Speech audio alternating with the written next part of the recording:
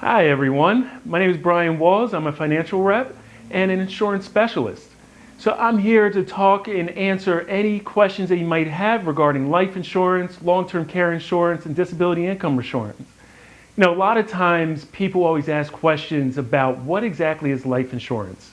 They know that it's there for when someone dies and it's a way to leave money for your loved ones. Also, it's a way to help with any burial costs and funeral costs.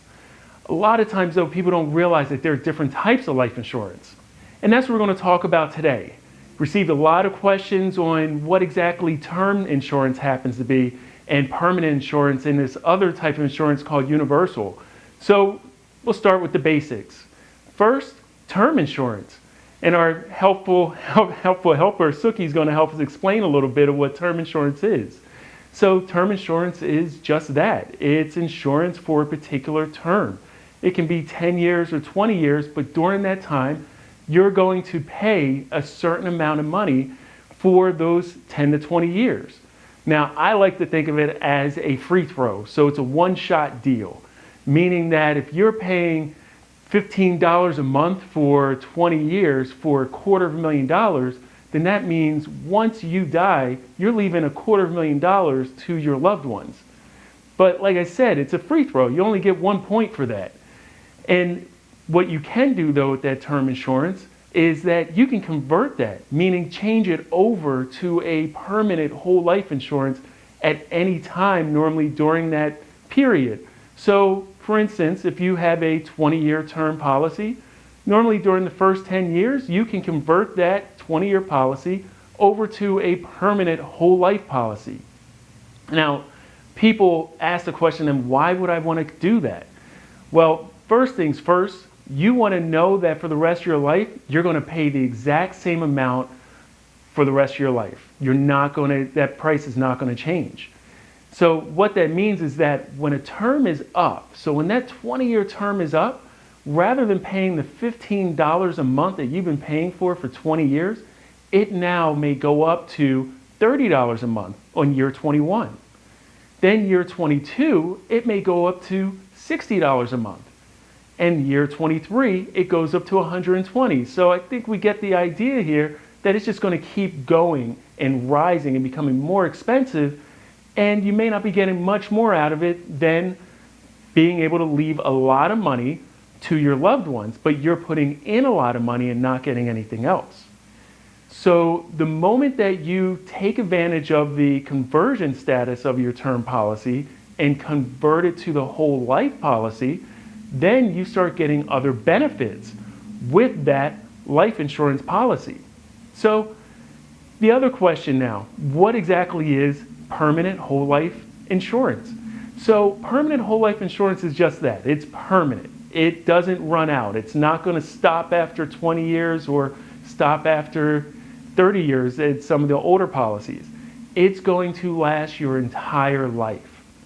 Also, what permanent whole life insurance is that it will be the same price for the rest of your life. So every month you may pay $70 a month. It's going to be $70 a month today and $70 a month 70 years from now. What's also really nice about whole life insurance is that there is something called cash accumulation value. So we know that you're going to leave a large sum of money to your beneficiaries, but you also have the ability to take advantage of the whole life policy while you're actually living. So that means kind of like a savings account, you're able to put money into that policy, and then when you need the money, you can take some of that money out. What's really great about it as well is the fact that a whole life policy has something called dividends attached to it. That's basically interest that grows every year. So depending on the strength of the company, those dividends can be 5% interest every year that it's growing. So think of it as your savings account, and I challenge everybody, look at your savings account if you have one, and look at how much interest actually gains or grows with your savings account right now. Normally the average tends to be 0.6%. Sometimes it can go up to 1.5%. So now if we look at a whole life policy, we're at 5%. I kind of like those numbers a little bit more. And at the same time, I'm getting a little bit more for my money than being able to put it away in a savings account. Now, granted, at another time, when we talk about savings, we're going to sit there and talk about why it's important to have a savings account. But today, it's just all about the life insurance. And so with the whole life policy, what's also exciting, other than the 5% growth that you get, is the fact that when you tap into it, you are tapping into that policy at a way that you're not going to pay a penalty like you do with some other things, and it's going to be tax deferred. And maybe in some cases, it can even be tax free. So last I checked, tax free sounds pretty good. Tax deferred is nice, but tax free, I'm a big fan of anything that's free. And that's something that I encourage you, if you have any questions, to reach out to myself or reach out to anybody who is a financial rep that is licensed within your state and licensed within the country. So with the whole life policy, as you can see, there are a lot of benefits. One of the last benefits that's really unique with the whole life policy is the fact that with that 5% interest, it's not just the fact that the cash accumulation value grows, it's also the fact that the death benefit grows. So for example, if we have a $50,000 policy and we're paying into it over 5, 10, 15 years, 15 years from now, that $50,000 policy has actually grown about $7,000 to $10,000. So not only are you leaving $50,000, you're actually leaving $60,000, or in some cases, you may be leaving a little bit more than that. So a question that came across my inbox was, how is it that a $50,000 policy with the whole life policy, can become $60,000 or $70,000 policy? How that happens, as I mentioned before, is through the dividends.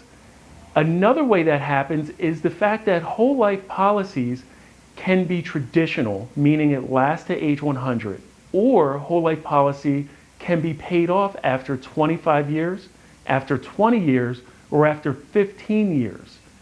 So if you choose to pay off your whole life policy after 20 years, that means after the 20th year, you never have to pay again. The policy itself ends up paying for itself for the rest of your life. Now, when that happens, you're going to start seeing a greater growth and a greater return. So that means your dollar is doing a lot more work than you actually working for that dollar. And lastly, there's a third option. Well, actually, there's a lot more than just 3 options, but we're just going to touch on 3 options today. The third is universal life. So you don't hear that too often, but it is an option. And universal life allows us to have the benefits of a whole life permanent policy, meaning that you will pay the exact same price per month for the longevity of that policy. What you don't get, though, is you don't get the dividends. So you don't get the growth that you would see with the whole life permanent policy. But you're able to make it work for you.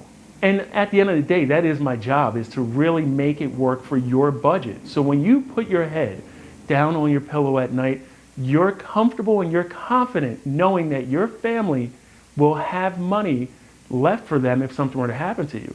Also, the fact that if you needed that money, you have a place to actually pull out some cash.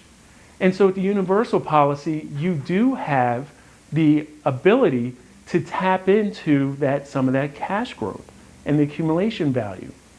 But like I mentioned before, what you don't have is you don't have the ability to have that policy go from $50,000 to anything greater. It will stay at that $50,000, but so will your monthly premiums. Monthly payments will stay the same. So with all that, and I'm sure that there are a lot of questions, I'm going to give you my direct contact information. The best way to reach me is by email. So you can reach me at brian.k.walls@nm.com. So that's brian.k.walls@nm.com. piff.walls@nm, stands for northwesternmutual.com. Feel free to send me emails. All questions are fair game, and I look forward to being here with you once a month to answer your financial and insurance questions.